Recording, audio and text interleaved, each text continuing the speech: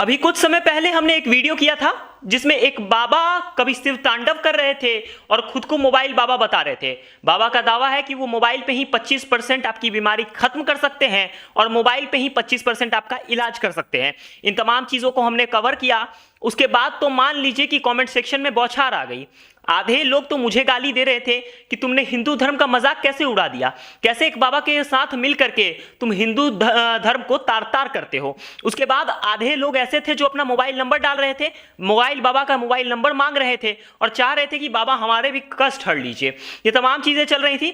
आज इस वीडियो को बनाने का मकसद बस ये है कि मैं आपको बताना चाहता हूं कि कैसे हिंदुओं को मूर्ख बनाया जा रहा है, पागल बनाया जा रहा है, ऐसे बाबा किस तरीके से आपकी भावनाओं के साथ खेलते हैं। ये तमाम चीजें आज आपको मैं बताने जा रहा हूं।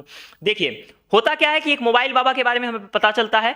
मुझे लगा कि ये बाबा वाकई मायने में हो सकता है कि कोई ऐसी शक्ति हो जिस शक्ति को शायद लोगों के सामने लाने की जरूरत है।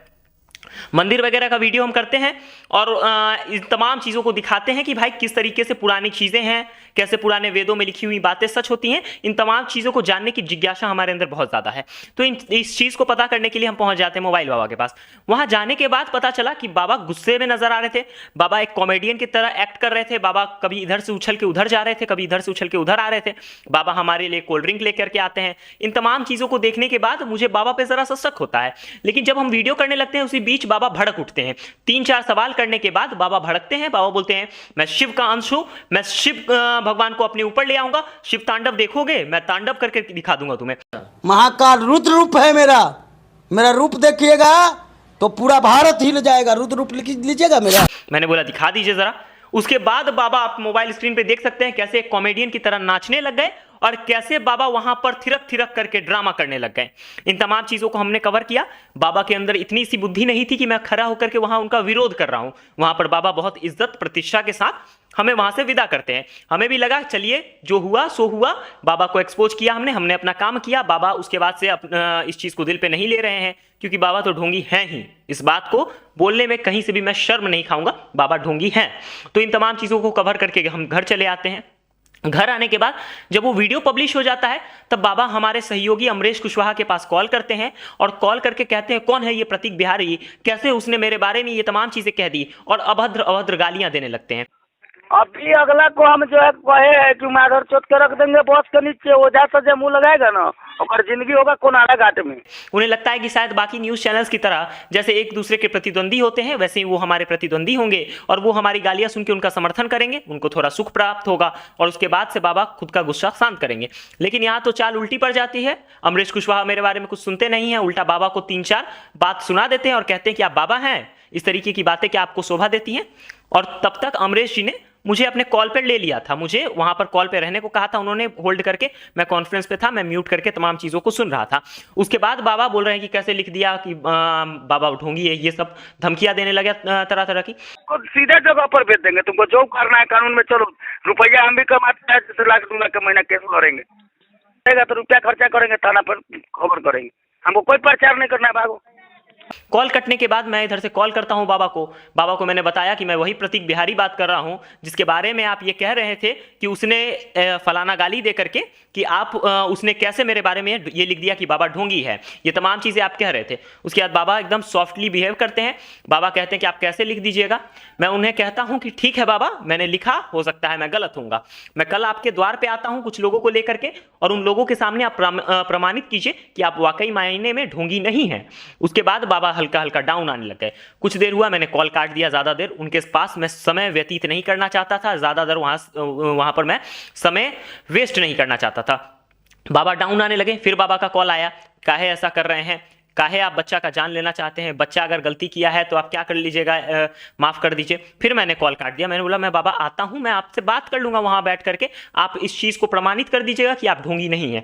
फिर बाबा का कॉल आता है। कॉल काटने के बाद बाबा कहते हैं कि माफ़ कर दीजिए, हमारे जीजा का घर है और जीजा हमें मारेगा अगर आप यहाँ आकर के कुछ हल्ला हंगामा कीजिएगा। फिर मैं कॉल काट देता हूँ तंग आकर के। तो लास्ट में बाबा मुझे कॉल करके कहते हैं कि ये बात याद रखिएगा, अगर आप 100 आदमी लेके आइएगा तो हम 200 आदमी रखेंगे।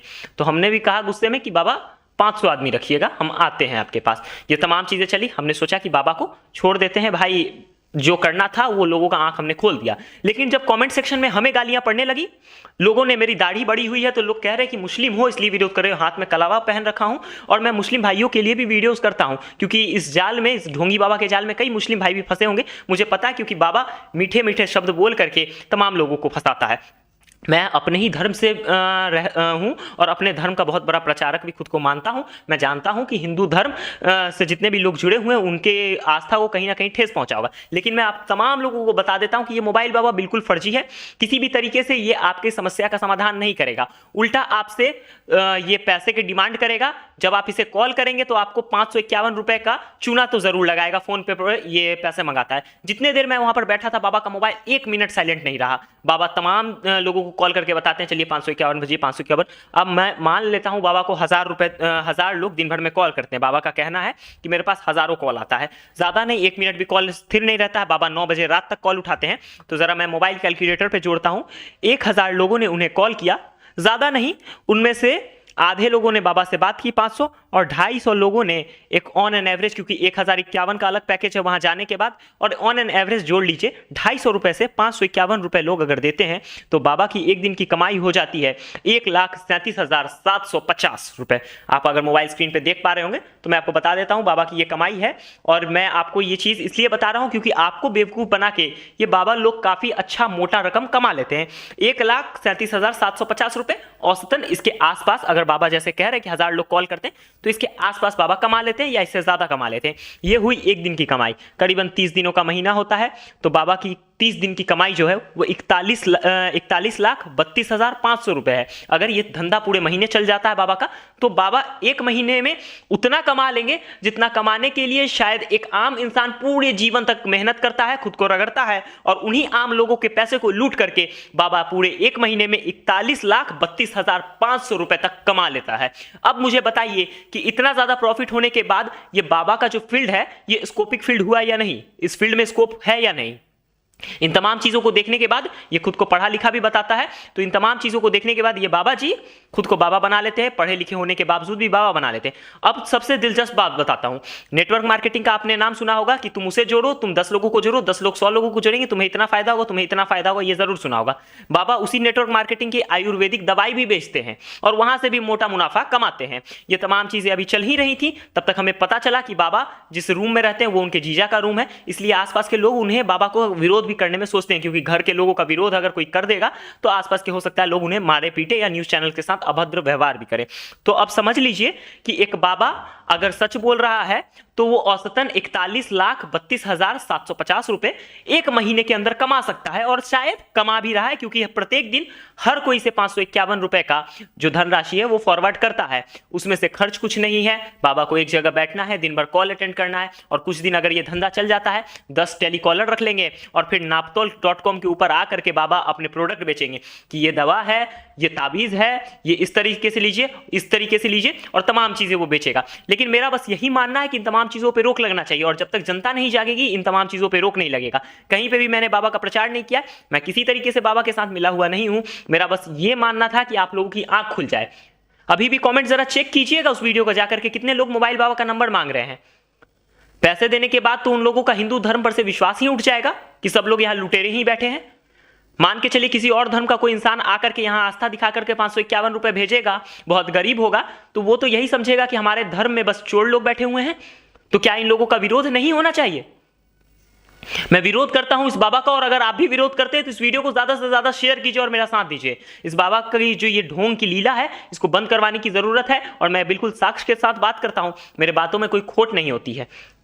बाकी इस वीडियो के बारे में क्या सोचते हैं और इस बाबा के बारे में क्या सोचते हैं, कमेंट सेक्शन में अपनी राय देना ना भूलें। इस वीडियो को देखने के लिए तमाम लोगों का बहुत बहुत आभार। जय हिंद।